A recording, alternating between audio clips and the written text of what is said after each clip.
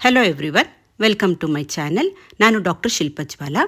ಇವತ್ತಿನ ನನ್ನ topic periods postpone ಮಾತ್ರೆಗಳನ್ನ ತಗೋಬಹುದಾ, ಅದು ತೊಗೊಂಡ್ರೆ ಅದ್ರ ಸೈಡ್ ಎಫೆಕ್ಟ್ಸ್ ಏನು ಅಂತ.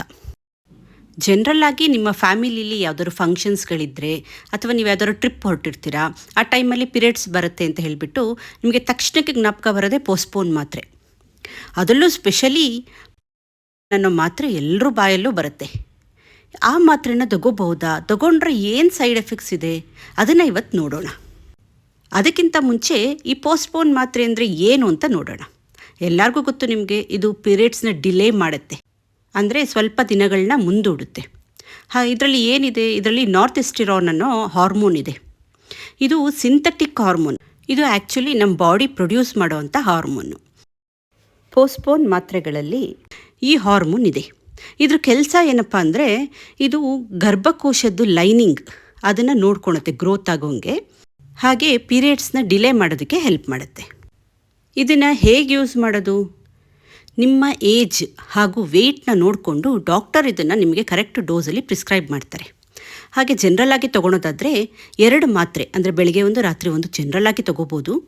ಪೀರಿಯಡ್ಸ್ ಶುರುವಾಗೋಕ್ಕಿಂತ 2 ದಿನ ಮುಂಚೆ ಈ ಮಾತ್ರೆನ ಸ್ಟಾರ್ಟ್ ಮಾಡಬೇಕು. ಆದರೆ 7 ರಿಂದ 8 ದಿನಕ್ಕಿಂತ ಜಾಸ್ತಿ ಈ ಮಾತ್ರೆನ ತಗೋಬಾರ್ದು.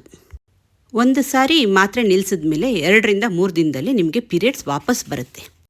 ಕೆಲವೊಬ್ಬರಿಗೆ ಮಾತ್ರೆ ನಿಲ್ಲಿಸಿದ ನೆಕ್ಸ್ಟ್ ಡೇನೇ ಪೀರಿಯಡ್ಸ್ ಆಗೋ ಚಾನ್ಸಸ್ ಇರುತ್ತೆ. ಇದರದ್ದು ತಕ್ಷಣದ ಸೈಡ್ ಎಫೆಕ್ಟ್ಸ್ ಏನಂದರೆ, ವಾಮಿಟಿಂಗ್ ಸೆನ್ಸೇಷನ್ ಇರುತ್ತೆ, ಹೆಡ್ಏಕ್ ಇರುತ್ತೆ, ಹೊಟ್ಟೆ ಒಬ್ಬರಿಸ್ಕೊಂಡಂಗಾಗುತ್ತೆ, ಮೊಲೆಗಳಲ್ಲಿ ನೋವು ಕಾಣಿಸ್ಕೊಳುತ್ತೆ, ಆ್ಯಕ್ನಿ ಅಂದರೆ ಮೊಡವೆಗಳು ಫಾರ್ಮೇಷನ್ ಆಗೋ ಚಾನ್ಸಸ್ ಇರುತ್ತೆ. ಕೆಲವೊಬ್ಬರಿಗೆ ಮಾತ್ರೆಗಳಾಗ್ದಲೇ ಇರೋರಿಗೆ ಅವರಿಗೆ ರ್ಯಾಷಸ್ ಆಗ್ಬೋದು ಬಾಡಿ ತುಂಬ.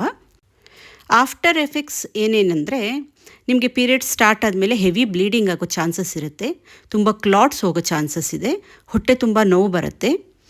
ಬಟ್ ಇದನ್ನು ಪದೇ ಪದೇ ತೊಗೊಳ್ತಾನೇ ಇದ್ದರೆ, ಟ್ಯಾಬ್ಲೆಟ್ಸ್ನ ಪೋಸ್ಟ್ಪೋನ್ ಮಾಡ್ಕೊಳಕ್ಕೆ ಅಂತ, ಅವ್ರಿಗೆ ಸಿಸ್ಟ್ ಫಾರ್ಮೇಷನ್ ಆಗೋ ಚಾನ್ಸಸ್ ಇರುತ್ತೆ. ಅಂದರೆ PCOD ಆಗ್ಬೋದು, PCOS ಆಗ್ಬೋದು, ವೆಯ್ಟ್ ಗೈನ್ ಆಗೋ ಚಾನ್ಸಸ್ ಇರುತ್ತೆ. ಇದು ಸಜೆಸ್ಟೆಡ್ ಅಲ್ಲ ಆ್ಯಕ್ಚುಲಿ, ಯಾವ ಡಾಕ್ಟರ್ಸ್ ಕೂಡ ಸಜೆಸ್ಟ್ ಮಾಡಲ್ಲ. ತುಂಬ ಇಂಪಾರ್ಟೆಂಟ್ ಫಂಕ್ಷನ್ಸ್ ಇದ್ದರೆ, ಎಕ್ಸಾಂಪಲ್ ಅವ್ರ ಮದುವೆ ಇರುತ್ತೆ, ಅವ್ರು ತೊಗೋಬೋದು. ಅಥವಾ ಯಾರು ಅಥ್ಲೆಟ್ ಇರ್ತಾರೆ, ಅವರು ನೀರಲ್ಲಿ ಆಡೋಕ್ಕಿರುತ್ತೆ, ಅಂದರೆ ಸ್ವಿಮ್ಮಿಂಗ್ ಮಾಡೋದೆಲ್ಲ ಇರುತ್ತೆ, ಅಂಥವ್ರು ತೊಗೋಬೋದು. ಹಾಗಂತ ಸಣ್ಣ ಪುಟ್ಟ ಕಾರಣಗಳಿಗೆಲ್ಲ ಈ ಥರ ಪೋಸ್ಟ್ಪೋನ್ ಮಾತ್ರೆಗಳನ್ನ ತೊಗೋಬಾರ್ದು. ಸೊ ಹಾಗಾಗಿ ಇಷ್ಟೊಂದೆಲ್ಲ ಸೈಡ್ ಎಫೆಕ್ಟ್ಸ್ ಇರೋ ಪೋಸ್ಟ್ಪೋನ್ ಮಾತ್ರೆಗಳನ್ನ ತೊಗೊಳೋದನ್ನೇ ಅವಾಯ್ಡ್ ಮಾಡಿ. ಸಣ್ಣ ಪುಟ್ಟ ಕಾರಣಕ್ಕೆಲ್ಲ, ಸಣ್ಣ ಪೂಜೆ ಇದೆ ಮನೇಲಿ ಅಂತ ಹೇಳಿ ತೊಗೊಳೋದು, ಅದಕ್ಕೆಲ್ಲ ಬೇಕಾಗಲ್ಲ ಅಂತ ಅನಿಸುತ್ತೆ. ಸ್ಪೆಷಲಿ ಟೀನೇಜ್ ಮಕ್ಕಳುಗಳು, ಅವರಿಗಂತೂ ಕೊಡಲೇಬೇಡಿ. ಮುಂದಕ್ಕೆ ಅವ್ರಿಗೆ ಪ್ರಾಬ್ಲಮ್ ಆಗೋ ಚಾನ್ಸಸ್ ಜಾಸ್ತಿ ಇರುತ್ತೆ. ಹಾಗೂ ಬೇಕೇ ಬೇಕು, ನಾವು ತೊಗೊಳ್ಲೇಬೇಕು ಅಂತ ಅನಿಸಿದ್ರೆ ದಯವಿಟ್ಟು ಡಾಕ್ಟರ್ನ ಕನ್ಸಲ್ಟ್ ಮಾಡಿ. ಅವರು ನಿಮ್ಮ ಏಜ್ ಹಾಗೂ ವೆಯ್ಟ್ ಈ ಎರಡನ್ನ ನೋಡಿ ನಿಮಗೆ ಏನು ಡೋಸೇಜ್ ಕೊಡಬೇಕು ಅಂತ ಹೇಳಿ ನೋಡಿಬಿಟ್ಟು ಕೊಡ್ತಾರೆ. ನಂದು ಈ ಟಾಪಿಕ್ ಇಷ್ಟ ಆಗಿದ್ರೆ ಒಂದು ಲೈಕ್, ಶೇರ್ ಆ್ಯಂಡ್ ಕಮೆಂಟ್ ಮಾಡಿ. ಹಾಗೆ ಇದರ ಅವಶ್ಯಕತೆ ಯಾರಿಗಿದೆ ಅವರಿಗೆ ಶೇರ್ ಮಾಡಿ. Thank you.